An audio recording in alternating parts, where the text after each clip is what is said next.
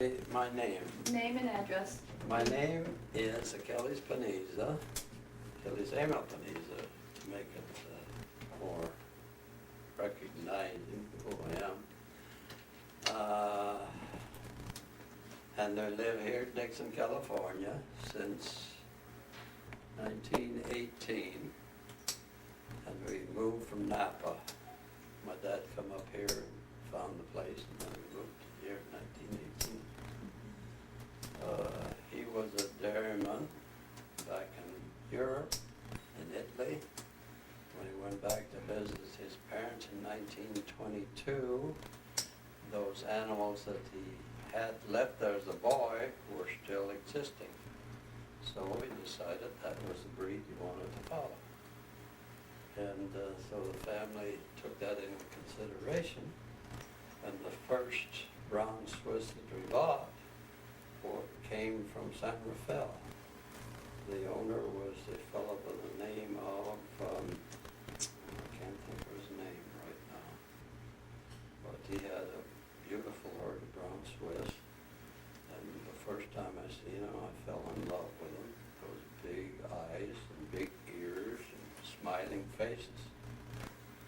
So then we bought a bull and two heifers. His name was Pedrotti, Jim Pedrotti. He was one of the bankers at San Rafael.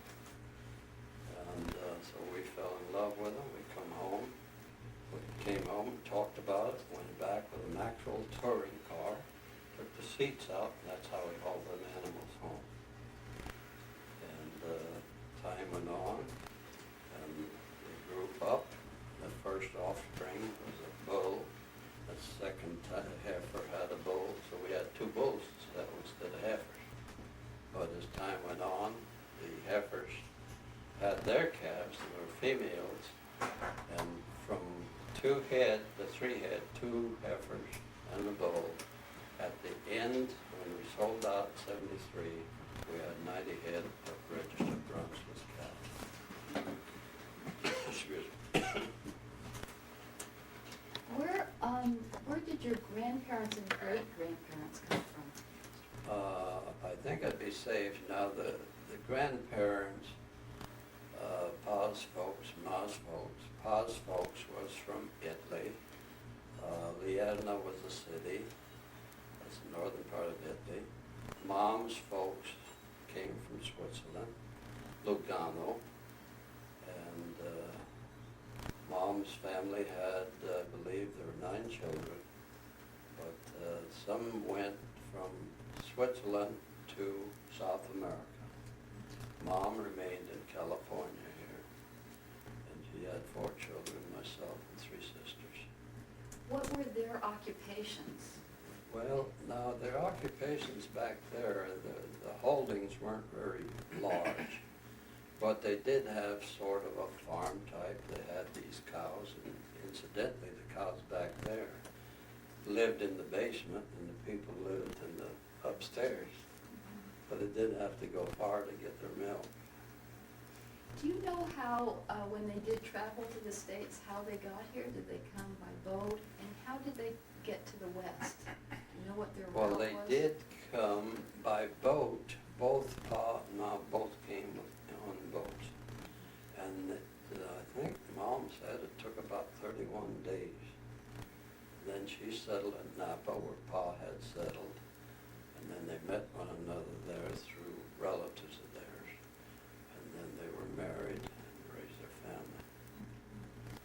When we first came in, you were showing us some beautiful photographs on the wall. This is a general question about that. Were there people in your family who kept diaries or photo albums, journals of their experiences in their lives, or did they keep an album with photographs? Well, they talk about these things, you know, when we met, and we knew this through them. But they weren't, I don't think they even had a camera then. So from a photo standpoint, or a diary, I think that was all in their memory, in their head. Did they tell you quite a few stories about their lives? Was that Oh yes, they did. And they were very religious.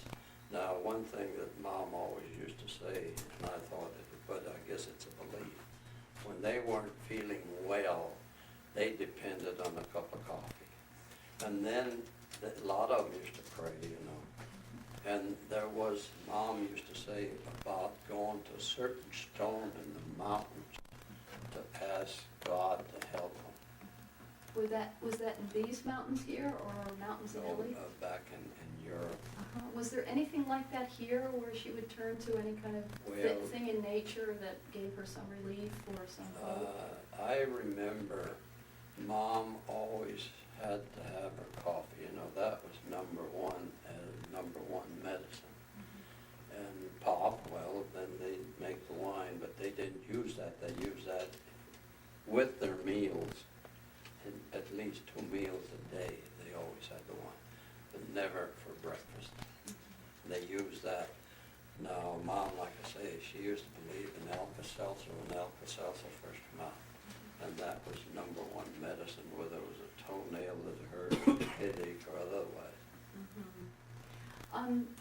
This may have to do with coffee and so on, but I'm wondering if you have any really early memories, childhood memories of Dixon, or even if it's just kind of memories of smells and sounds of your home growing up here.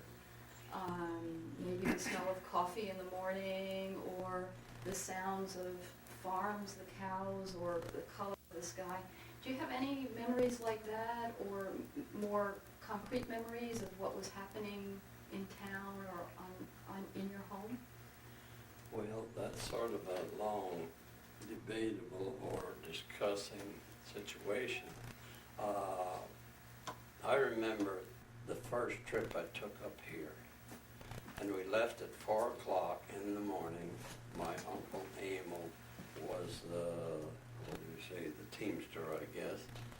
We left at 4 o'clock with a load of, movable merchandise.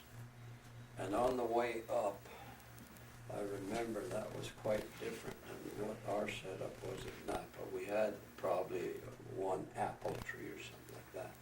But on the way up, it must have been in the summer, because I remember we'd stop. We prepared ourselves and took some bread and cheese in case we got hungry. But on the way up, I remember stopping.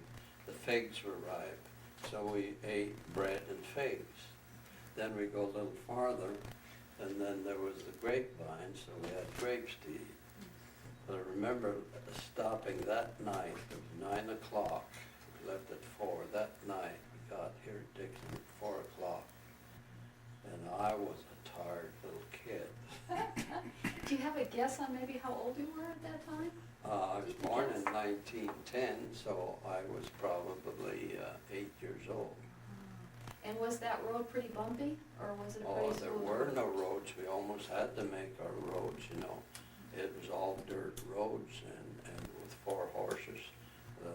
You didn't run. You might run a little while, but then, you'd have to slow down. Mm-hmm. And it sounds as if most of your memories were having your own food, or not having food at, let's say, a store or an inn or something like that. So there wasn't much of that along the road. No, that was very limited. It was far and few between.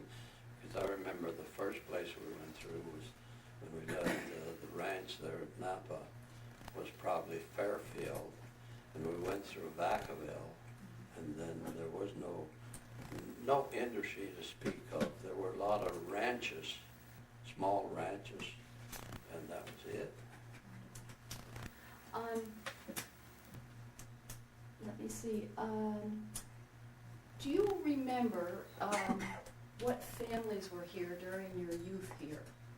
Did you have buddies who you played with, or? The first family that I met when we moved here was the family, the Yole family. And then they had relatives that come later, but Pat Ford was one. Jack Fox, and then he married Emma Yole, so that tied in that family. And Lena, she was a Yole, and she became a school teacher. People names like the Sisson family were neighbors, and can't think of very many of them. But see, there were a lot of places, generally 40 acres. 40 acres then was a big, big farm. Did the families visit each other regularly for? Well, yes, and they used to help one another Uh-huh. with the crops. You know, if you had hay to do, we'd help the O's, and then they'd respond and help us. And Dodini's another family, and we used to all work together. Very friendly, everybody was. So the occasions for visiting often had to do with tasks that had to be done and people helping each other But out? then again, when you had your holidays come in, then we'd have gatherings of different families, you know, the neighbors, close neighbors, and invite them in. And I can remember, Mom used to like to sing, and she'd entertain us singing one thing and another. Was there a great deal of preparation that went on for those gatherings? Was there a lot of cooking and Well, hustle and yes, bustle around the yes, house? they did. Mom was always, and even Pa. I remember Pa'd always bake up a big tripe of soup Christmas Eve, and then the chestnuts, the dried chestnuts, that was a treat to us because we had the cream, and then you had chestnuts and cream. And the polenta, if you know what that is. One of my favorite things in the world. It's like a polenta. And you mentioned your mom singing. Did you have any musical instruments in the house? I can remember the first phonograph that we bought, and it come time to milk. The dealer from, the agent from San Francisco came in about milking time, and we wanted a phonograph, and I still have it. Just a little box, you know, and the cost of that was $75. I remember that. We played it and played it and played it. And there was one favorite record there that was my choice, Silver Threads Amongst the Gold. And did your mom have a favorite? Do you remember? Well, she used to practically like all music because they didn't have anything, you know, to depend on. Let's see. Do you remember much about early Dixon schools? Yes, You had I told do. me a little bit about being in school. I got pictures right here that I can show you a picture. I'm not in it because I was too young, but Marianne Catherine was in it. That was the Soscall School there at Napa. And we were about 6 miles, and we got there with a horse and buggy. And the horse was blind in both eyes. So you had a reiner, you know, with the lines. And how was school for you? Was it? Me, well, the first few days I wanted to run away. Were there a lot of kids in the class, or was it pretty small? I think there were about a dozen, including my 2 sisters.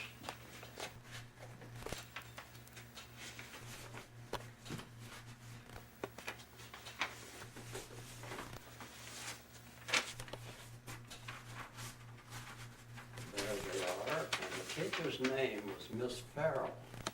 And when we left down there, it's about a dozen. You could take a photo of it Yes. too.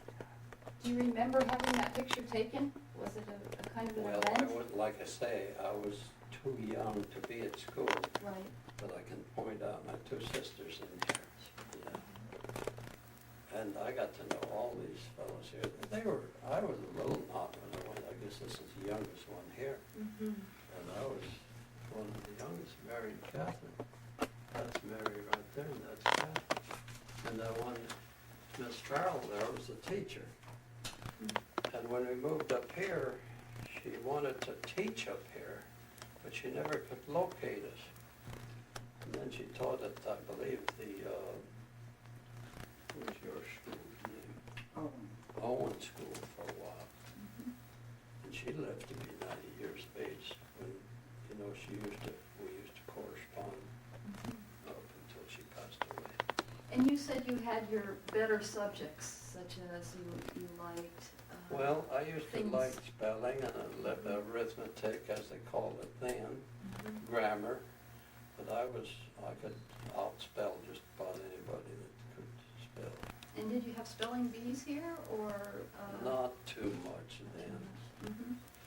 Did you go on to high school, or did anybody in your Yes. family keep going in terms of school? Yes, I graduated from grammar school, the Grant School, that was a country school, in about 1925. Then I went to high school for 4 years, graduated there in 29, and the class was only about 30 students then.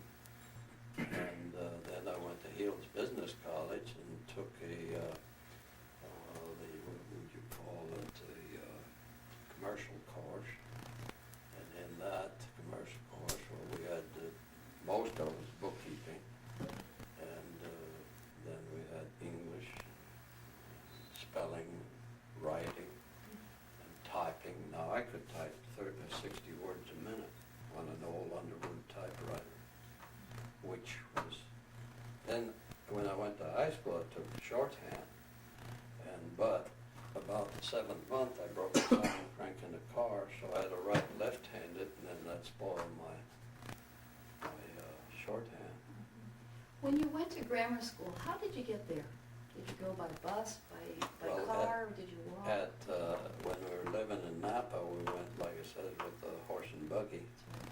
And then when we moved here at Dixon, we were miles from the school, so we walked. When the rain came, then they'd take us, on common days, we walked to school and walked home.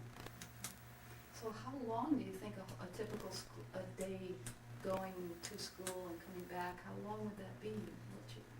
Time-wise? Yeah. Oh, it wouldn't take us long, because on windy days, we'd do like the birds would follow one another, they had the leader and the caboosement at the end. Mhm. And we could walk that in about a half hour.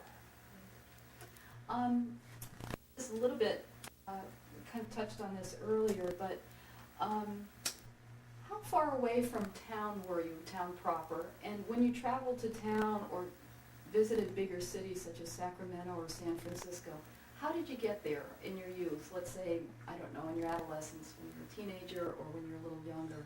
Well, I remember before we had any automobiles, we depended on horsepower, the horses. And generally you'd have generally one horse on a small buggy. And, I guess a horse goes about 5 miles an hour, 4 miles an hour, it's a little faster than walking, and they're running. And it'd probably take us half hour, 3/4 an hour to go to town. That was 6 miles. Mm-hmm. And then if we would go to Sacramento, we used to depend to get on the Southern Pacific passenger train that used to stop right at Dixon, get on it, and then in Sacramento, you'd probably take I don't know whether they had taxis or not then, but somebody with a horse would take you there. Mm-hmm. Why, when you did go to Sacramento, why did you usually go? Either we'd go to Sacramento at times to buy parts for equipment, say your mowing machines or hay equipment, and then just about every September we'd go to the Sacramento State Fair. Mm-hmm. That would make a day of it, leave in the morning and then get back at night. Very nice. This leads me to the next question. My question is, what did you do for pleasure? Did you go to dances? Did you go to the Dixon? Did you participate in the Dixon May Fair? So were fairs very important in terms of your pleasure trips and activities? When we first moved here, they had what they call the May Pole Fair. That was the first part of it. They generally go through, I don't know what you call it, but you had like a merry-go-round and banners on it, And then they'd have the racetracks there. We used to have the sulky races.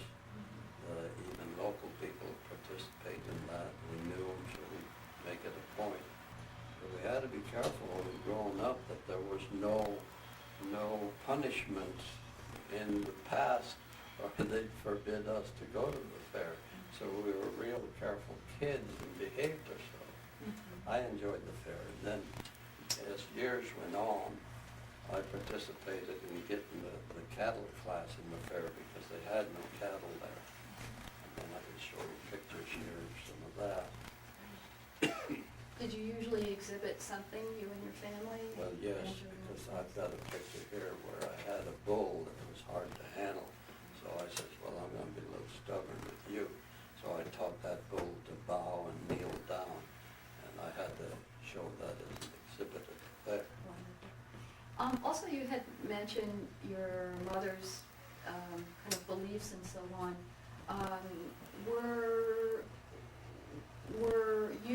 Did you go to church when you were here, or did your family go to church, and were there church events? Were there social events as well, and was that kind of a part of your life too? We were all, we took Holy Communion, being Catholics, Holy Communion, we were confirmed, and we were baptized in church, all of us. And then catechism, we'd go to church every Sunday. And we were confirmed, so we went to church for that. And when I married, we married at Carson City, but then again, we were married in our local church here.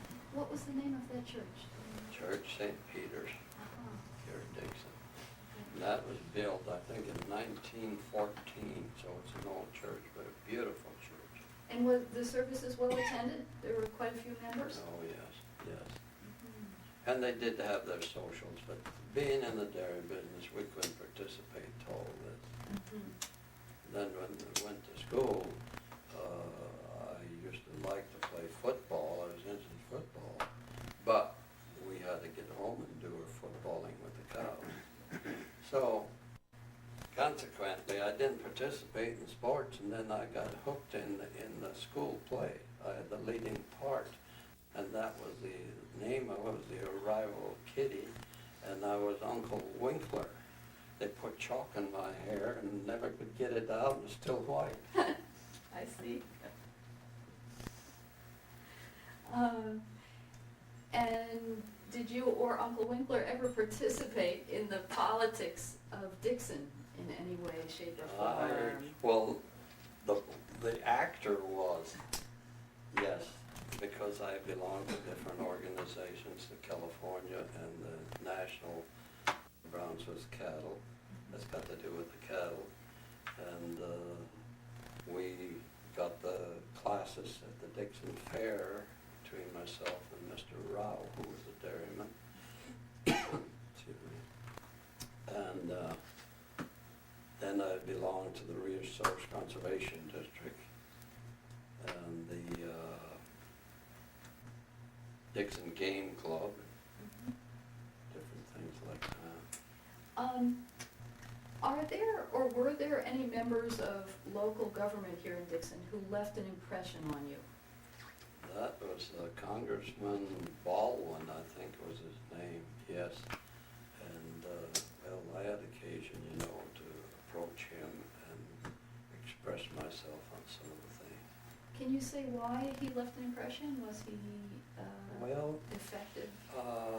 Over the period of years, we even had a Navy plane flame out and crash amongst our herd. That was back in, I think, about 1950s.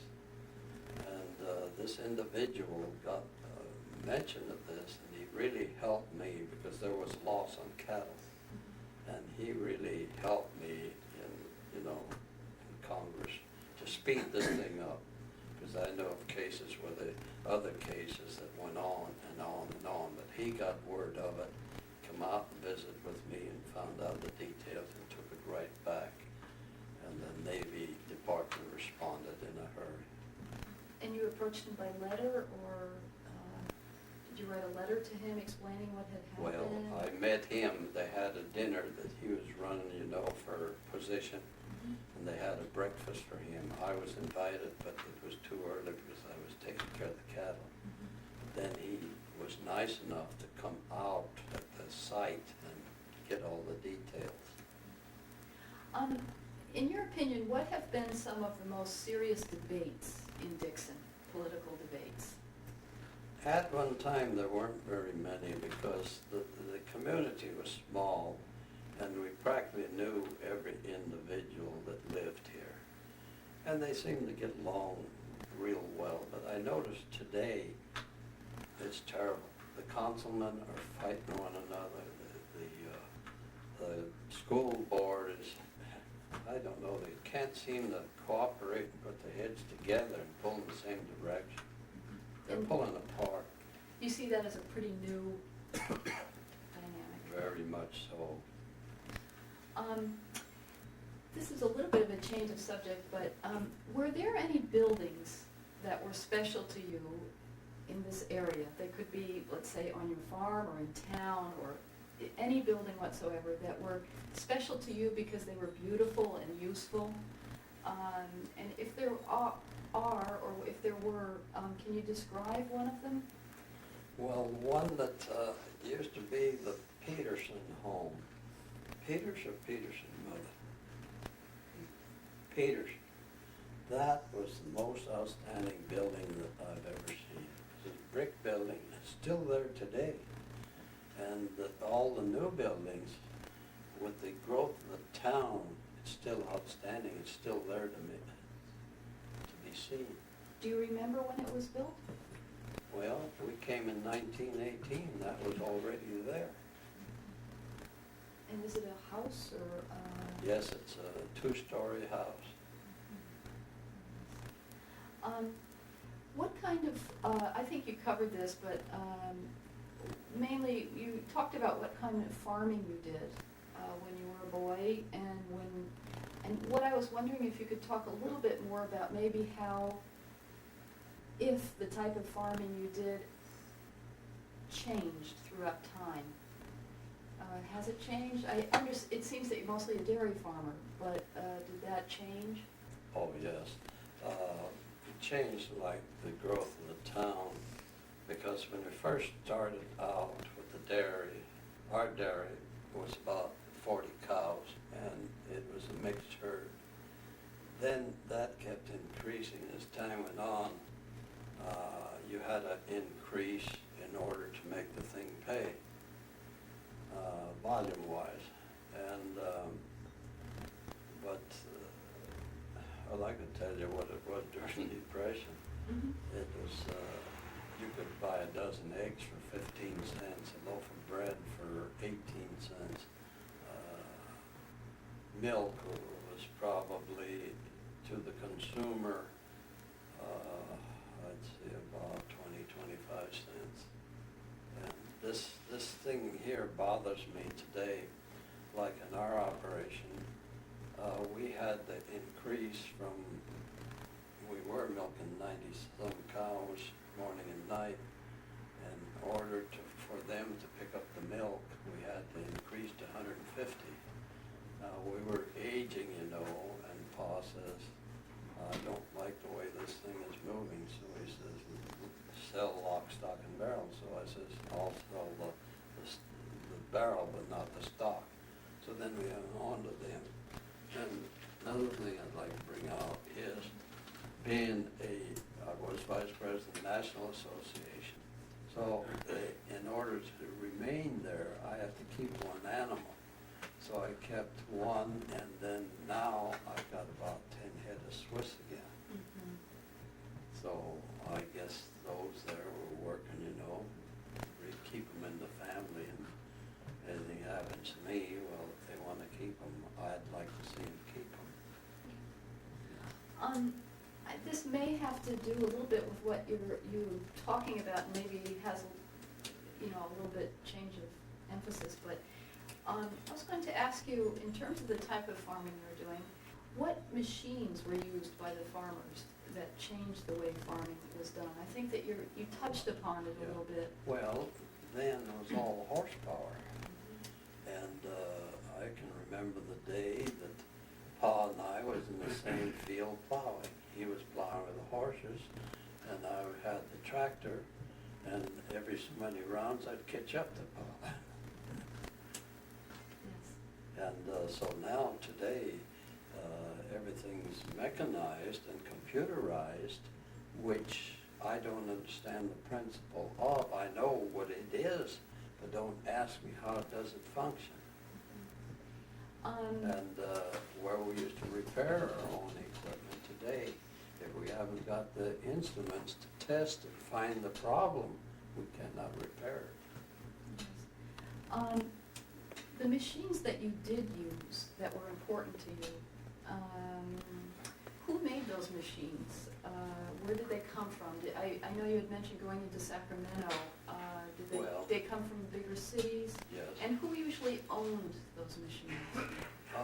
Well, the machines you'd purchase, and then if you found that it was a necessity, you'd buy it. Now, when we were used to haying, the mowing machine was very important. And following the mowing machine, you have to have the rakes.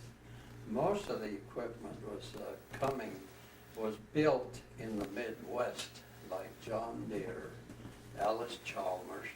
They were all, I found this out when I was vice president in travel, that I seen a lot of the places that the machinery we used to use where it was manufactured.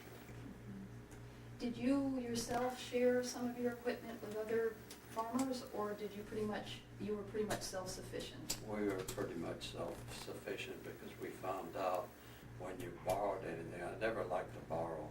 If I was in that position, I'd always try to rent rather than borrow. Because it seemed as though whenever you borrow something always happens, and you don't want to return it in that condition, so it costs money to repair it. So if we And as far as your remembering goes, what businesses seem to do well in Dixon? Were there any kind of important businesses? Well, we used to have, when we moved here, there was the Tim Dairy, and that was associated with Doyle, a gentleman come in from Nevada, probably had quite a bit of spending money, and he ran the largest dairy in the world. And it was right on the we'd go by, say we went to Sacramento on the train, had a big sign on the roof of that barn, the largest dairy in the world. And that went on, and they used to process the milk and haul it to town in bottles. They'd bottle on the ranch, put it in bottles, on ice, and take it to the depot there at Dixon. And the train would stop the express and bring it to San Francisco market. How about local shops?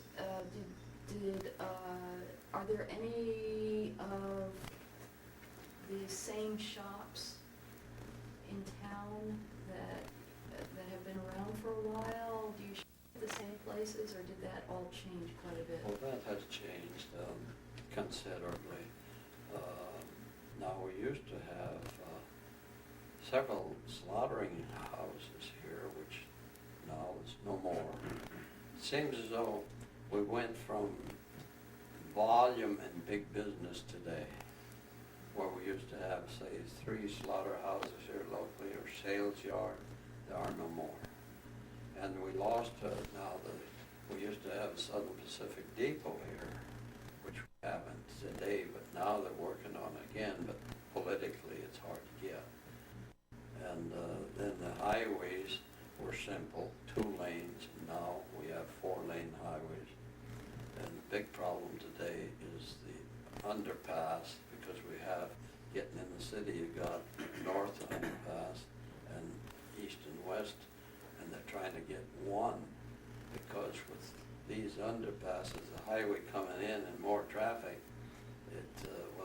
they bypass the town now, but at that time, there was a time that I seen a car on a foggy day where they had these stations, with the shafts and people up here in the tower. And I remember that was one episode when I went to high school. That Greyhound bus got hit by a Southern Pacific train and killed 17 or 18 people. So those things are all in the state of changing now. Have there been many accidents kids getting hit by trains and things like Yes, that? there's been So- generally at the depot, well, the trains used to come through there with the flyers that didn't stop. And they were traveling, a lot of older people got hit by them and killed. Were there any natural catastrophes that occurred in your lifetime, such as fire or flood? And if they did occur, did they affect you much? Were there any big fires in town or floods? I remember when I went to high school, we used to have a Chinese rooming house on the way into school. One north windy day, something happened and that burnt. Now, we used to have a bakery in 1917 when Paul come up to buy the ranch. He was in town and they had a bakery fire, and one of the firemen that we knew, the Evans son, he was killed. He fell off the roof and he got killed. And the windstorms and things like that. And affecting us, yes, we've had some years we have 30 inches of rain, and we have crop damage because of high water. Do you have memories of the wars? Well, I remember wearing the, what did we have to do? Well, we'd participate. We'd sell magazine. They'd come out magazine, you know, and it was all for the importance of the helping the war people. 1918, I remember that one. I was just a boy, but then, you know, they used to talk about it and knew a lot of the friends and neighbors and so forth that had to participate. I always got deferment because I was in agriculture, but I felt sometimes, gee, I've got my friends over there, you know, and I'd say, well, I should be there with them, but I was producing food, so I got exempted. Was there any particular pressures that you had in terms of what you needed to produce for the war? Well, everything was rationed, and I remember one time, because we didn't buy tires because of the fun of it, you know, but the equipment was on rubber, and sometimes we needed a tire, and you had to wait, say that you blew out a tire in the field, you had to have a tire now, and you'd probably wait 3 or 4 days, you know, before you could even get a tire. And had all your family come over by the time there was the Second World War? Or was anybody there affected by World War II, or were any of your members of your family? Not members of the family, but relatives. And did you hear about that through letters and so on? Oh, yes. What kind of That was things did they sad. say? What did they say usually, or do you remember what they said? Or? Well, I remember one time, I don't know, maybe I shouldn't say this, but it happened. I had a very close friend. They called, or, you know, both of us were called. Then I got an agricultural deferment, but he had to go on. And he didn't want to advance. He wanted to be a private first class, and that was it. And he sent me a picture of where, you know, when we had this Japanese disturbance, he sent me a picture, you know, they beheaded this Japanese individual, and I remember the head was laying over here and the body over here. So, but he was a character, because when we used to hunt together, he'd shoot a fox or something like that and cut his ears off, and then he'd say, "Look what I did." So I felt sorry, because and one of the boys that went developed a fever. He never come back. He died in action. Let's see. Did the Depression change your day-to-day life much?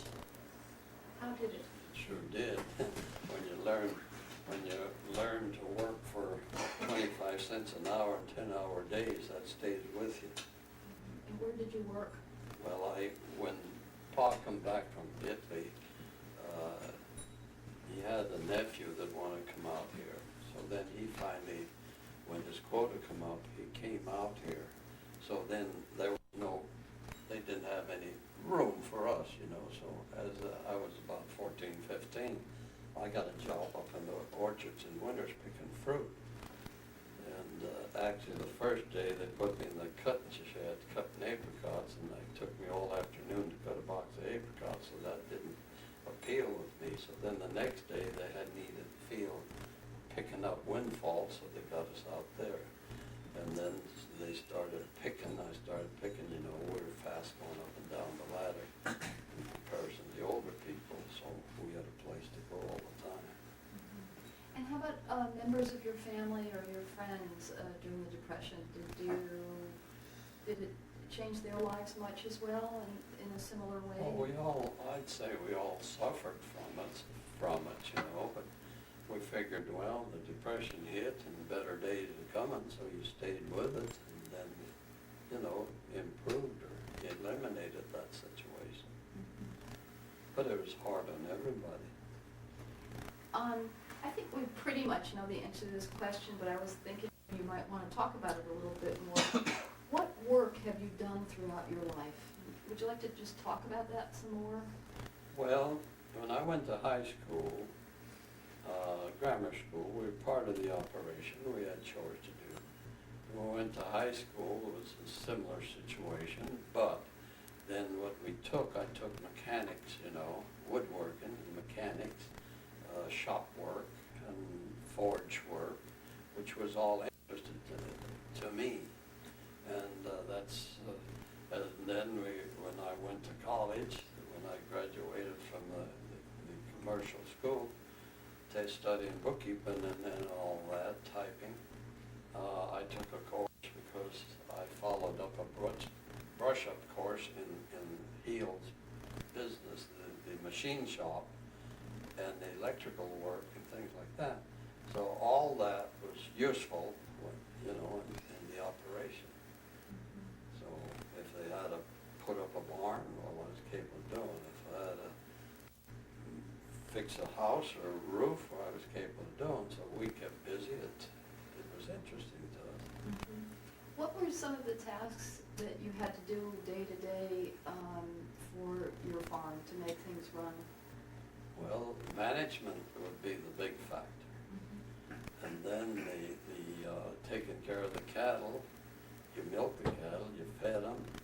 You learn to do veterinarian work, you know, the health of the animals. And that was all part of the operation. Now, if you were out there running a pump and you had electrical troubles, you try to solve that, or around the milk barn, your machines. And before you depended on, unless it was major. If it was major, then, but we tried to do all those simple things that was possible. When did your day begin and when did your day end? Was it a very long day?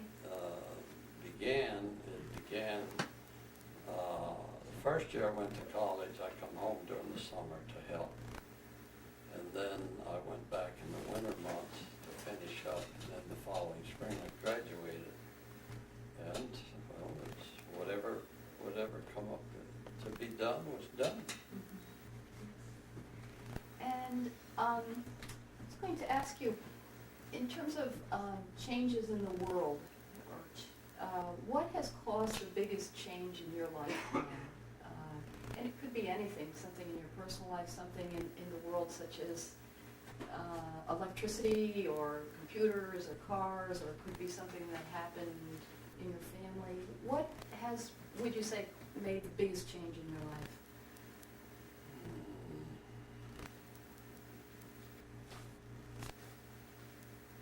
I don't know the biggest, but there were a lot of changes. What were some of them? I remember the first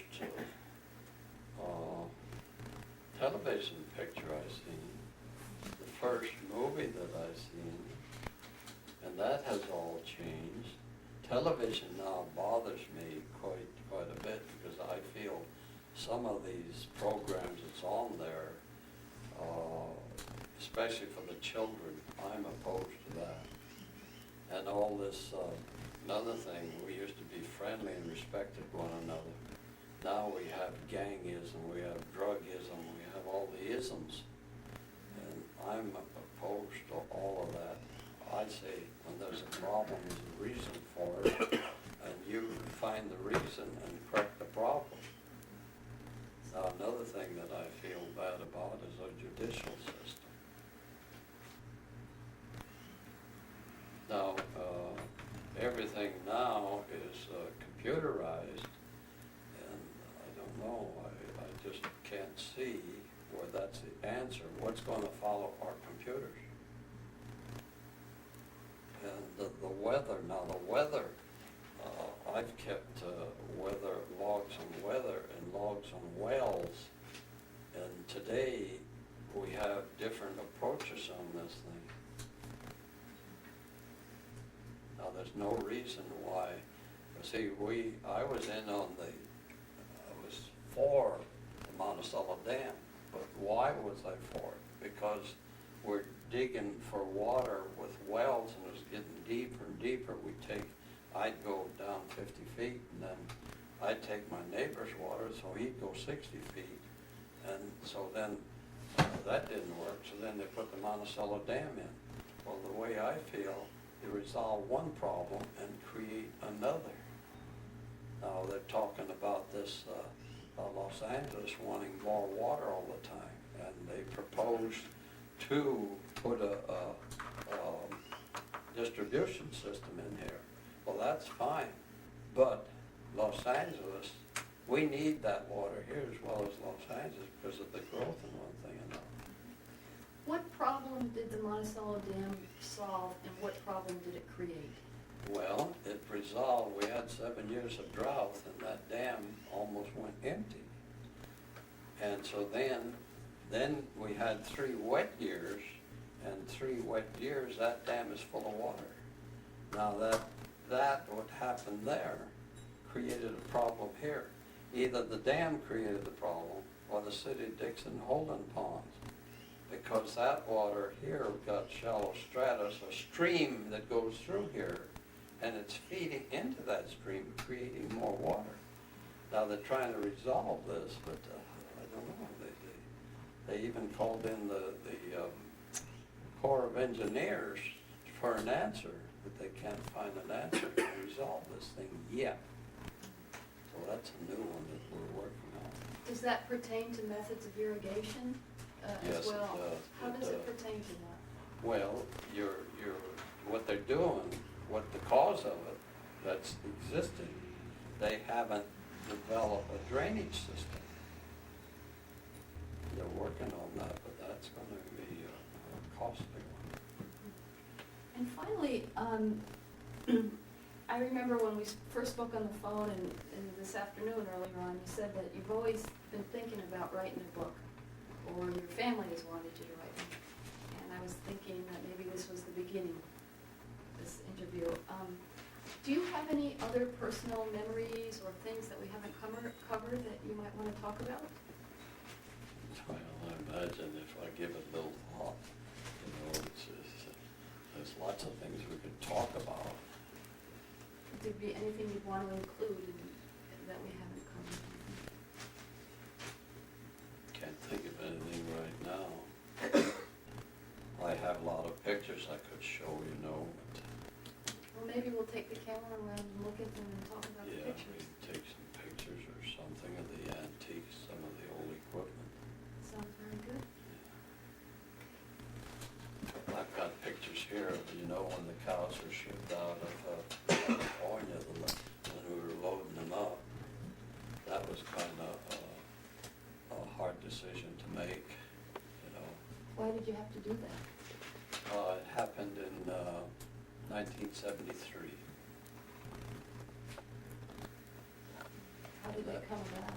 Huh? How did it come about to happen? Well, it come about, first we having trouble. See, I sold Tobacco Valley Creamery for 17 years, and competition forced them to go out of business.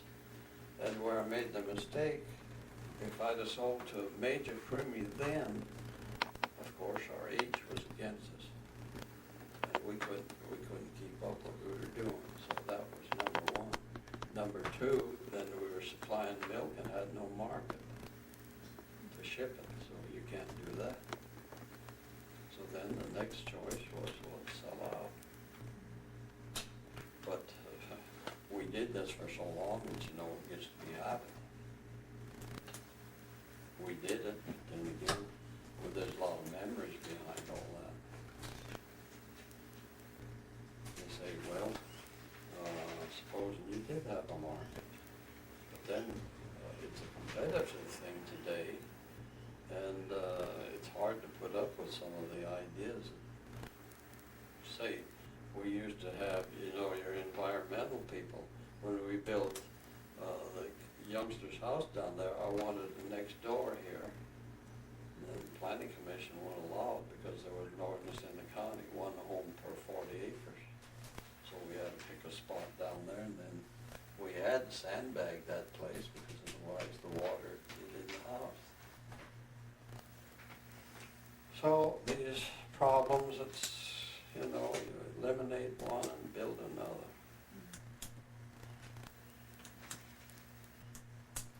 Maybe we should finish for now, and then maybe look at some pictures and Well, look I at can your show you place. some pictures now. That was a school truck to Dixon. They will walk to Dixon from Napa to Dixon, which was 40 miles by road. And who took them up here?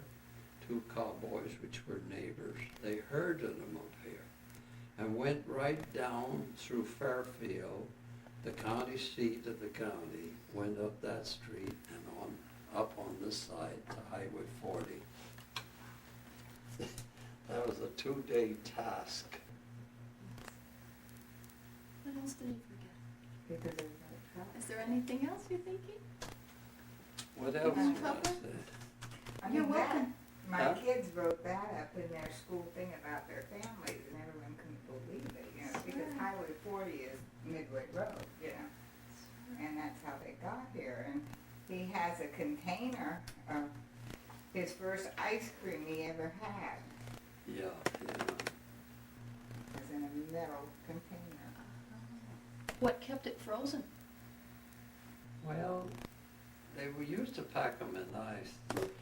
Dad and I used to go to town, and he'd always stop at the Ambrosia Creamery and get me an ice cream cone. The first one I got, I didn't know, I licked the ice cream down the cone, and I asked Pop, what do you do with this? He says, eat the rest of it.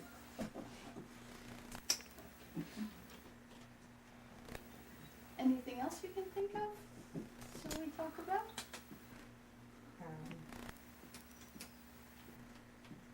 Tell them about what Christmases were when you were growing Oh, up compared to our yes. children. That was something. You know, the family were trying to live, raise their family. Come Christmas time, we couldn't go to the store and buy a dozen things like we do today. I remember the first pocket knife my dad gave me, and that was a Christmas present. If I didn't lose it, I still have it today. Now the girls, they used to give them these little jewelry vanity things. I still have a couple in the office there. I just take care of these things. And what we used to do, we take a shoebox, you know, and put ribbons in it, put bows on it. What did they put in the box? Well, they'd give us an orange, an apple, and some nigger toes, and an almond, some almonds, and candy. And that was it, and one present. Now the kids, our grandchildren, if you don't give them 40 presents, they're not happy. Did you have a tree? We'd cut one. Pa and Jenny go in the pine tree and cut the top off. He almost got electrocuted one time because he went up there with a metal pole saw, you know, and he got a shock. Should we look around a little bit? Film a little bit around the place? Yes, Would that be good? if you want to. Here, Elvira Marianne, we went to grammar school together. That's her, and I'm here, I think. And she's still living. She's over there at Santa Rosa, what do they call it? Ronnet Park. There's a old age place over there. She's over there. We correspond. I call her on the telephone every holiday and so forth. But that was the extent of the grammar school there. I'm gonna have a heck of a time putting these all back. That was the grammar school picture too. This was your building? That was the grand school, yes. It's a the nice school. building. Yes, it was a nice building. Now it's a home. They got one more. So it still stands. Yes, it does. They made a home of it. There's my high school pictures. I don't know what I did with them. See, the class of the high school from 20, I graduated in 29, there was 29 students, and there's about 6 of them left, and the class reunion, we used to have them up until about 3 years ago, but there's so many, just a least number, and we're all handicapped, so we don't have them anymore. So let's show you. Here, well, your dad came over first and worked in Napa. Well, that's. Then your mother came, went through Ellis Island. Oh, no kidding. Oh, yeah. And then she came by train across There's the some country more that took, I information, forget how long he said. So she came by train. Yeah, Ah. from New York. From New York to Really? California. Yeah. So she's there, she must be there in Ellis Island remembered. I know that they have names of people Yeah, they came who through came Ellis through. Island. you know, so. And she never would go back to visit because she said she would never go on that boat again. Uh-huh. It was such Well, a that bad was the means of experience. traveling then. You had no choice. No. Now, when Paul went back to, in 1922, he went with train from here to New York, and then he got on the boat, the White Star Lines. What was the name of that boat? Olympic or something, Olympia or something like that. Crossed the water, and they were on the water 5 or 6 days. You went around the Horn? Well, I don't know where he went, but I remember he sent me, they went through Salt Lake, and he sent me a little bag of salt from Salt Lake to Utah. Uh-huh. And, you know, as he went, he'd pick up these little souvenirs and send them back. Yeah. We'd always watch the mailman to get them. Have you been east? Have you gone east? The farthest east I went was New York. What was the city? Went to Syracuse, New York. Yeah, Syracuse. And then I wanted to get into Canada. We were about 10 miles from Canada. Canandaigua, I think, was a place that's right on the border. I never traveled. And then in my travels, like I used to, was interested, the electrical motors, the electric motors, I seen where they used to manufacture them in the east or somewhere. Most of the equipment we had come from either back there, either eastern part or Midwest or so forth. That was interesting to me. One afternoon we were going from New York to Iowa, and what was that, the Erie Canal? Mm-hmm. The Erie Canal, we crossed it. I couldn't believe it. Pretty famous canal. And then the buildings, in the geography books, they had all these pillars. Well, back there, we actually seen them. The other thing I seen was a lot of buildings, brick buildings and big buildings. And I says, how come brick is high? How come? Well, they probably 3 stories. The parents lived here, the next generation here, the next generation on the 3rd flat. And then the Indian reservations, there were a lot of them. The first trip I took, I wouldn't look out of the window on a plane. Then toward the end, I got to, realize what was going on. Then I couldn't see enough, up there traveling. I really enjoyed that. Do you know if your mom stayed in New York after she got off of Ellis Island, or did she come west right away? Do you know? Well, they had to go through, what did they call that, immigration station? They Right. had to go through all the details there, Mm-hmm. and then she got on the train and come west. She came right away. Pretty direct after Right. everything was clear. Right. Then Pa, I remember he used to study States citizen.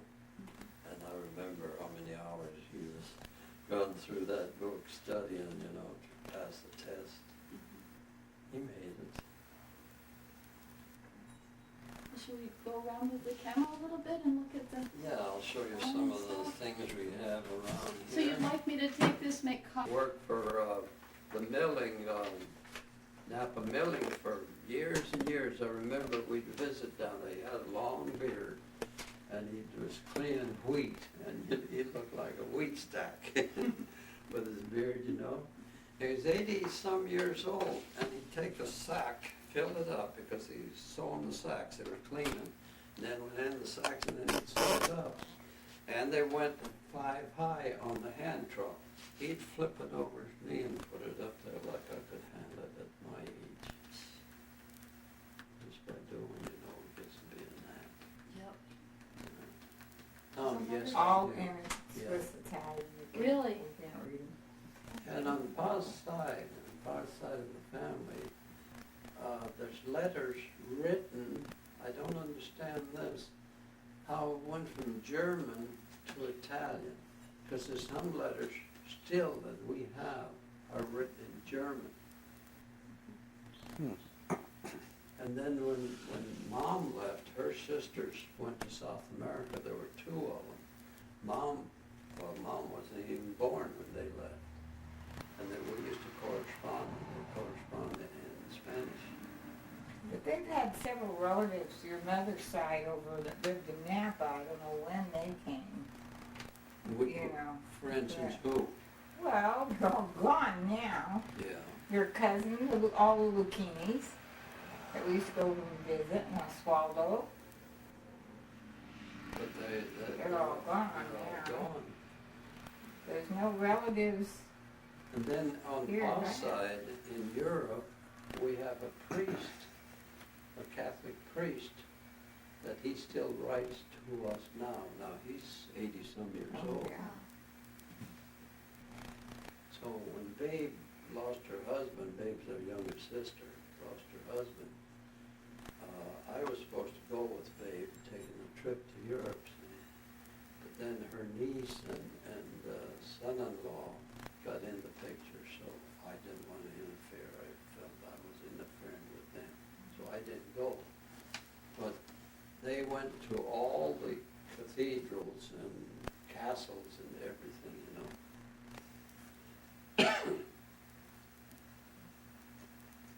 So when you, Come, I remember bringing up this subject of that. We used to have meat quite frequent when we had the cattle, you know, the different, I was president, and then these others, vice president. So we'd meet lots of times. We'd meet at our home this time and the other person's home, so. And the Treats from who was my secretary, Gertrude Treat, she's still alive. She's, I think, 80, close to 90 years of age now. They used to come. And well, the family, if they came, we were eating, they were welcome to come in and eat. So this particular time, Pa had shot a bunch of blackbirds or linnets, you know, and cook them. I'll tell you, they're delicious, with a lot of gravy, you know, and polenta. Well, the Treats come in there, and they never tasted polenta before. Oh, my goodness, they praised that thing. They never ate anything so good. Now, the same way with wine, you know. Pa used to make the wine. And, well, we'd get the grapes here at one time. Well, it wouldn't keep. When spring come, that wine had turned vinegar. So you don't want too much vinegar, you want wine. So then we started buying it in Napa Valley from the Hogan brothers, and it had a lot of sugar. And then you'd add, it had too much sugar, it was too sweet. And then you'd add water to it, but then you still had a good glass of claret wine. And I remember when I went to high school, sometimes it'd get late in the year and it got cold, and that fermentation wasn't working. So then you'd cover it up, and then before I went to high school in the morning, I'd have to get up there. We made a paddle. They said never use metal with wine. So we made a paddle, and I'd have to go down and push that pumice pumice down in the liquid, see? And the mosquitoes then, it was hot under there, it was full of mosquitoes or gnats. But I put good wine. Fashioned 400 gallons. Well, 400 gallons wasn't very much.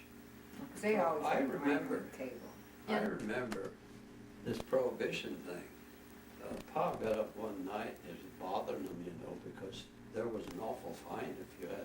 So he got up and there was barrels in the basement, 3 or 4 extras, and he rolled them up them stairs and put it over in the barn covered up with hay. But you never got, nobody came by. Were you ever checked on? Did they ever?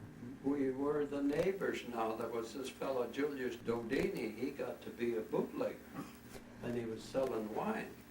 And, he got picked up. Well, in the neighborhood there, well, it could happen now if they went in our basement and says, you've got too much, well, we're gonna be imposed with a penalty. We didn't want that. And there were many barns that burnt down because these fellas, I could name, but I won't dare mention the names, but they were all neighbors. They used to have the still, you know, and take the pumice of the grapes and run it through the still and make brandy. And there's been many a barn that burned out, but these fellas, how they outsmarted these people. These dark firemen used to love to drink. We used to go out and have the firemen come out to burn thistles, and Pop would take a gallon of wine and put it under a hay shock. Well, they could almost smell that thing.